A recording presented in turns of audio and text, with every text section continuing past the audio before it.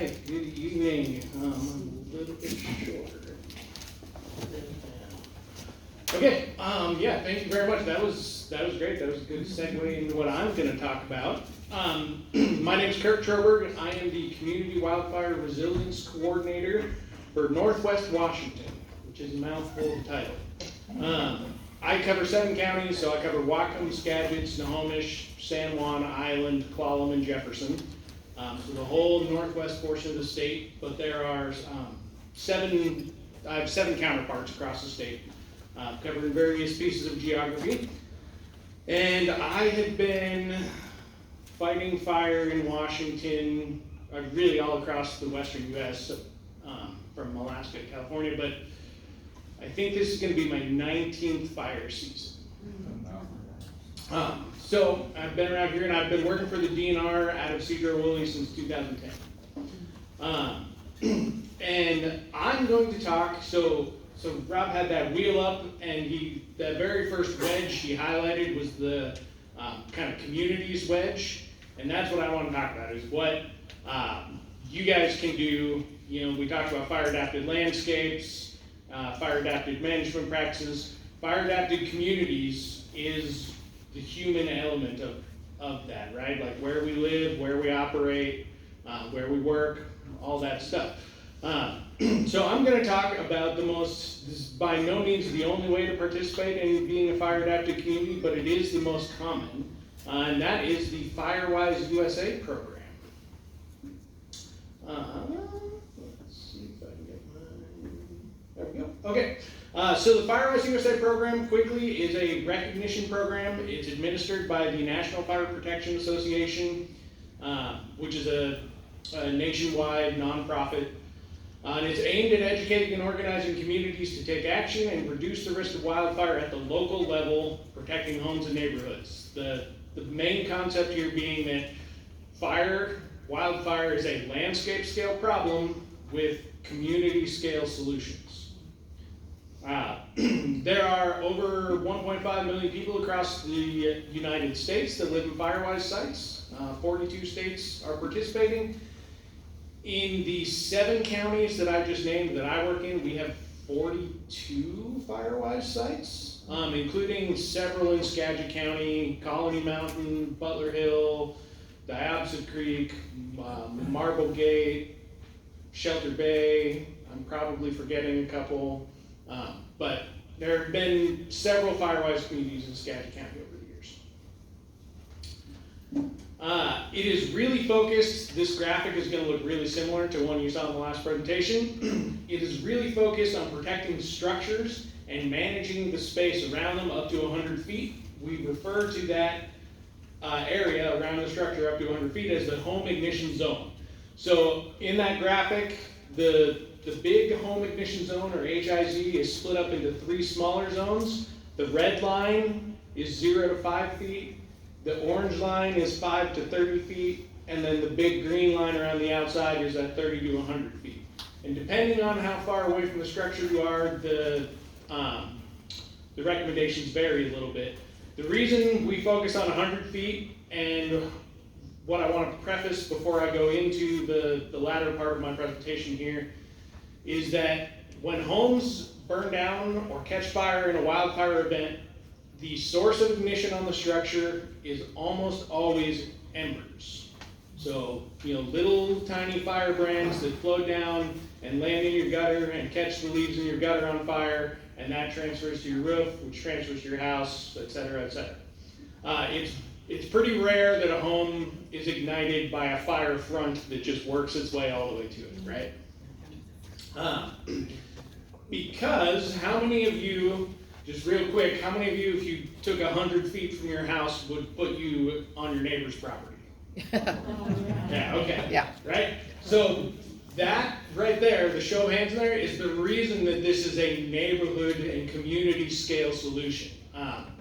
It's great. We want you to do everything you can on your property, but the best thing you can do is get your neighbors involved too. So here's how the program works. There are basically 4 major steps. So the first one is organize as a community. You have to create a board or committee and designate a leader, a resident leader. 3 people is required to be on the committee. Establish the boundaries of your site. At least 8 occupied dwelling units or 8 different residences have to be involved to qualify as a community. And the maximum is like 2,500 or something like that. So it's much bigger, but you gotta have a minimum of 8, and then there's an online portal you register through. For the board, a lot of communities dovetail this into their existing governing structure. If they have an HOA, it just becomes a subcommittee of their HOA. Sometimes their HOA maybe already has a safety committee, and it can just be part of that. So that's usually not a huge barrier. The next step is to complete community planning. You would sign up through me or through the Skagit Conservation District, who's got a great website. I'll talk more about them in a minute. But get a hold of me or the Conservation District, and we will come out and do a community level assessment, which is, like, again, neighborhood scale, not looking necessarily at individual buildings, but looking at what are the major risks in this neighborhood. And then we will write a report for you. And then based on that report, you, the community, comes up with an action plan, which is typically 1 to 2 pages. A lot of times it's just bullet points. We have templates for these things too. But, say year 1, here's the 3 things we want to accomplish. We want to, put some gravel down. We want to do some chipping. We want to screen the vents in the community. Year 2, here's some things we want to accomplish. And then that is the planning event. We upload those documents into the portal. The next thing you have to do is implement your plans from your action plan. And then this gets documented in the portal. This next part is going to sound a little confusing. I promise it's not. There's some math on there. I'll be quick with it.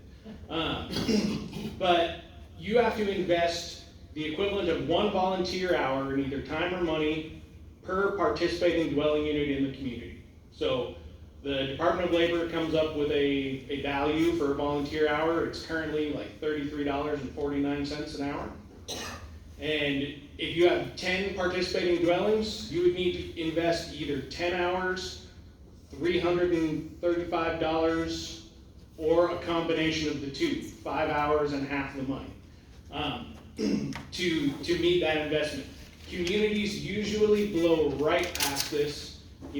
A couple who lives together spends 4 hours in the afternoon working on their yard. That's 8 hours towards the community. So in that 10 house example, you're already 80% of the way there.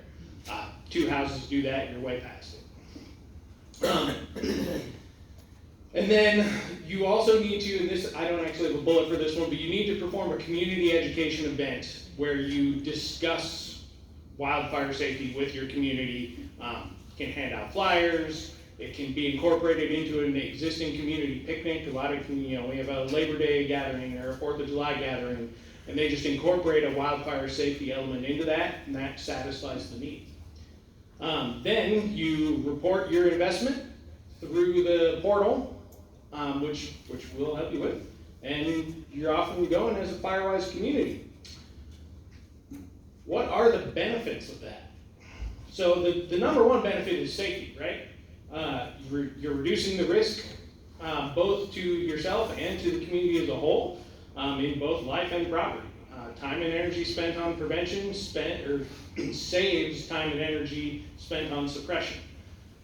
Wildfire suppression is very expensive.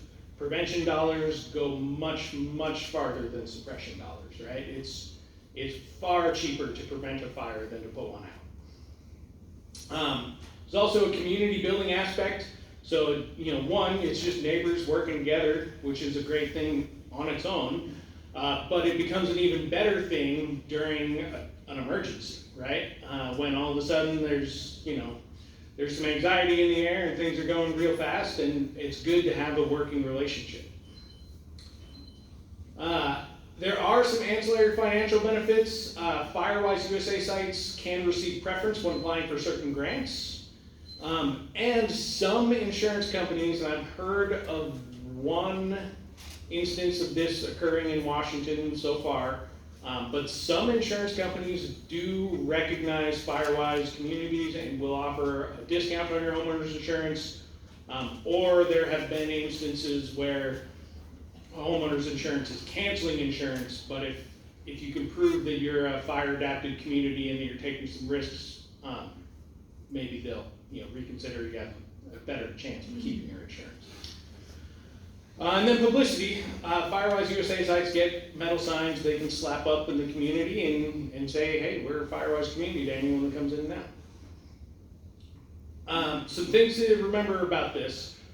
One, partners, DNR, the Conservation District, fire districts, are here to help throughout that process.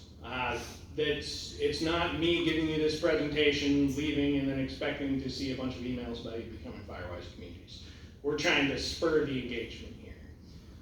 Participation is voluntary, and recommendations are just recommendations. No property owner is going to be required to do anything. So one element of the Firewise process that's typical, not required, but pretty common, is once we have that community risk assessment and action plan in place, the community can sign up for an individual home assessment. And you can do that right now outside of Firewise by going to the Conservation District's website. They have a button you click on, and you enter, name and email and address, and they will reach out to you and set up time to come walk around your property with you and talk about wildfires and what you can do. And I'm going to go through a bunch of those mitigations here in a second. But if you sign up for that, none of it's required. They may say it'd be a good idea to prune up that tree.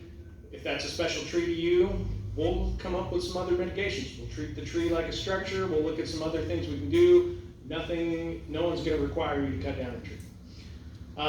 Firewising does not mean living on the moon or living in a gravel parking lot. You can do a whole lot of vegetation management that involves still having vegetation on your property. Many mitigations allow for lots of plant life.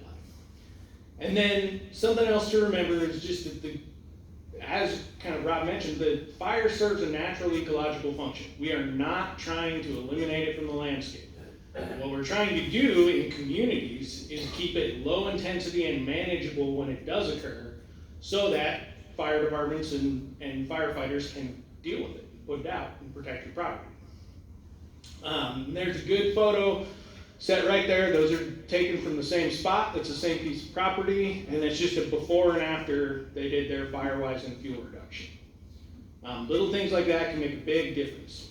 So let's talk about the mitigations that we most commonly recommend. These are just a brief sample. I'll try and be relatively quick so I know there's time for questions here. So we always start at the roof.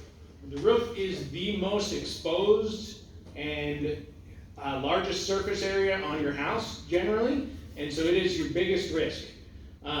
What you want is a Class A fire rated roof, whether it's metal, asphalt shingle, ceramic tiles I've seen. There's lots of good fire safe roofs out there. Cedar shake is not one of them. In all seriousness, if your roof is cedar shake, there's not much else that you need to do to your house because none of it matters until you fix that roof. Untreated shake roofs are extremely flammable, especially if they're old, and if you have a cedar shake roof, it's probably not new, right? Working down from your house, siding and windows. So do you have cedar shake siding? Slightly better than a cedar shake roof. It's a little less exposed, but it's still a big deal. Fiber cement board is very common now. It's very cheap. Brick, stucco, all that stuff is more resistant to flame than wood or vinyl siding. And then again, dual pane tempered glass windows can withstand more heat and won't crack like single pane windows will. A lot of older houses in this part of the world still have single pane windows. And a lot of those single pane windows are made with soda lime glass that just doesn't have much thermal resistance and can crack under heat and then you've got a big hole in the side of your house where embers can get in and catch your couch on fire or whatever. And then on quick plug, there'll be a QR code at the end of my presentation that will take you to the, I'm gonna scoot this up here, the Insurance Institute for Business and Home Safety, I think is the name. It's some combination of those words. And they have this lab in Georgia where they build buildings out of all sorts of different construction materials, and then they have an ember generator and they throw embers at it to simulate a wildfire. And you can watch how the different building materials respond. And it's really interesting. Most of the videos are like 2 to 3 minutes long. It's great bedtime material. It's fascinating, and that is what this picture is taken from. So they built a shake shingle house next to a fiber cement board house with gravel around it versus mulch. And you can see how they react differently. Vents are probably one of the things that people who've never been told don't think about at all. But it is a hole into the side of your house, right? And as we just talked about with the windows, embers can get into those vents. And vents actually, especially things like gable vents, they're not, it's not like a vacuum cleaner sucking air in, right? But they're made to generate a little airflow in your attic, your crawl space, or whatever. And so they're made to let air in. And standard construction practices is 1/4-inch mesh to keep critters and whatnot out. We recommend cutting that in half and going all the way down to 1/8-inch mesh. The difference in air transferability is minimal between 1/4 and 1/8 inch. It drops from 74% to 68% or something like that. And the difference between what ember access, I guess, is dramatic, certainly to support that small drop in airflow. Yeah, into your crawl space, into your attic, into your soffits, anywhere there's an opening on your house like that, we recommend screening it with 1/8 of an inch mesh or smaller. Decks and porches. So lots and lots of people love to store every spare piece of wood they've ever cut underneath their deck. We would not recommend that. Don't store flammable materials under your deck, because that is just an easy way for fire to transition to your deck and then to your house. And it's not just wood. It could be firewood instead of lumber. It could be a fiberglass kayak. You know, if it's flammable, under your deck is not a good spot for it. Also, every nook and cranny on your deck, every little angle where the walls meet the deck or something like that, and this is true for the rest of your house too, but anywhere the debris accumulates, the leaves and needles and that kind of stuff, that the wind deposits, that is the same place that the wind is going to deposit embers, right? So it's important to remove those accumulations of fuel from your deck. And the same goes for things like deck furniture. Lots of people think, well, if there's a fire, I'll probably be home. I don't need to worry about the wicker furniture. Maybe you're at work when that fire happens and you got wicker furniture on your deck. That's an easy ignition source. The area below the deck should be non-flammable. So these two pictures to the left are not great. That picture on the right is like an ideal deck situation. The deck is clean. Yes, it's wood, but most decks are wood. It's not the end of the world as long as it's clean and well maintained. It's got gravel underneath it. The grass that grows up against it is nice and short. It's manageable. It's a good deck. I get a lot of questions about Trex decking. Composite decking is less flammable than wood, but it is still flammable. So it's not, a surefire. It's okay, our deck is made of composite. And usually the frame structure of that deck is still wood anyways. So that's kind of the quick and dirty of the house itself. Adjacent to the house, we start looking at that first zone, right? That red line in the picture. That's 0 to 5 feet. Recommendation is keep that as free of flammable debris as you can. That picture on the left, beautiful example. Picture on the right was taken out in Glacier, I believe. The house up in Whatcom County. They got a shake roof, it's covered in needles, there's debris underneath the eaves right up against it. If there's a wildfire coming at that house, when firefighters get there, there's not going to be a ton they can do for it, right? Mulch, let's talk about mulch for a second. People love mulch.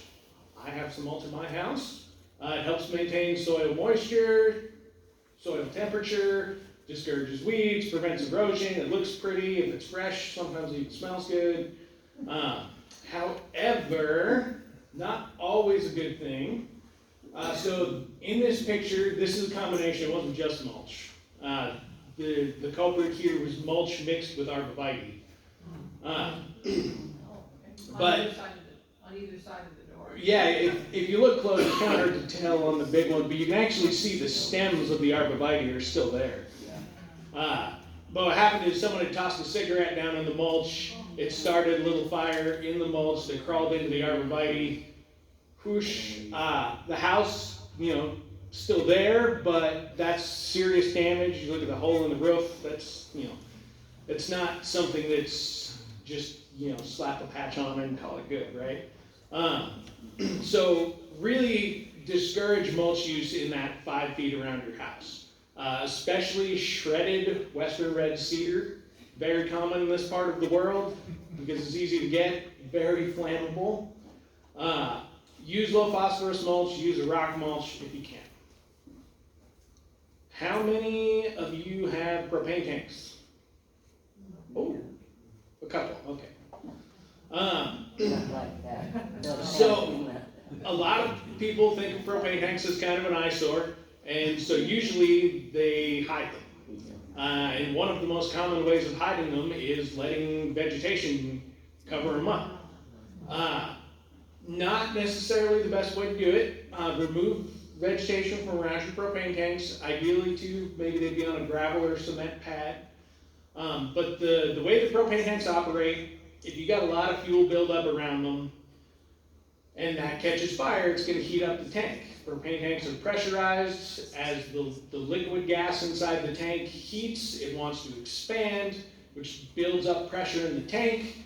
And fortunately, they're built with a safety valve for this exact scenario.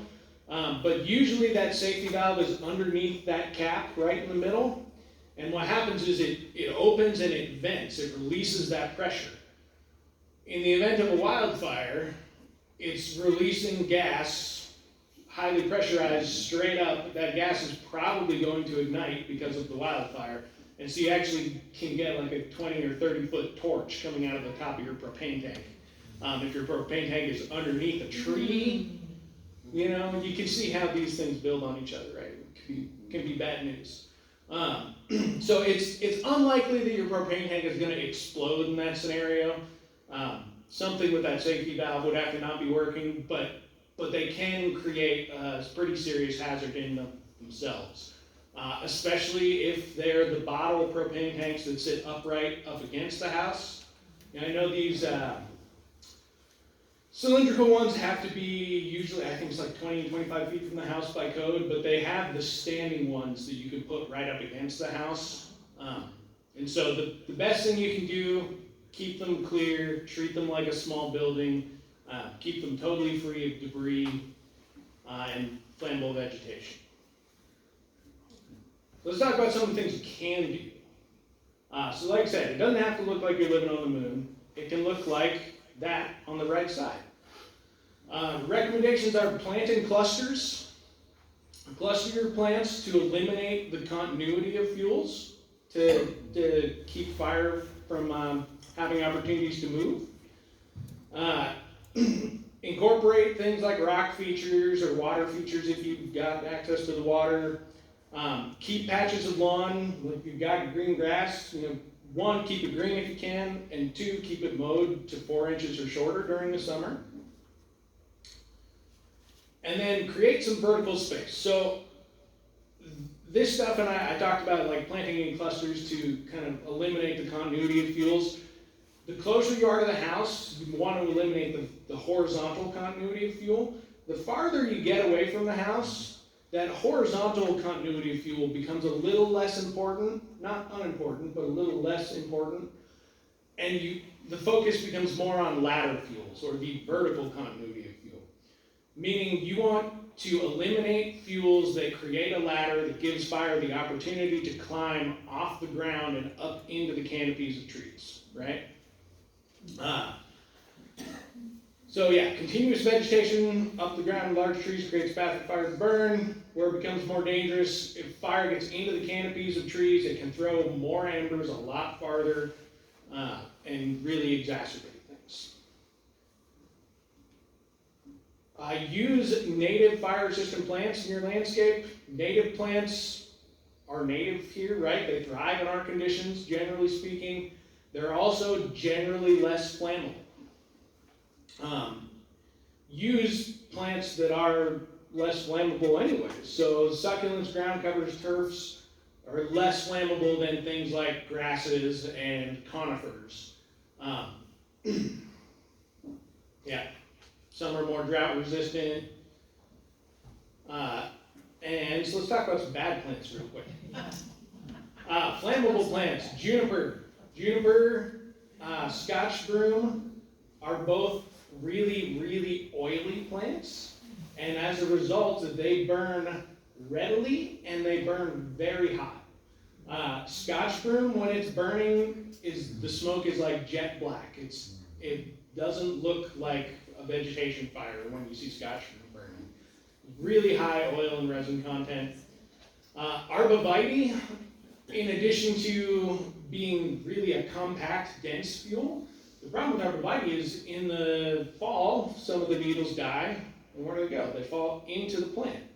And so if you go up to any arborvitae, and try this if you've got one at home later, and you just put your hands in it and you pull them apart, you'll see a whole bunch of dead material in there. And that's exactly the situation that you saw in that previous slide in front of the house. That's what makes them so flammable, is all that dead, dry stuff on the inside. It's just ready to burn. And blackberries are much the same way. I'm sure you're all acutely familiar with Himalayan blackberry. It's very common in this part of the world, unfortunately.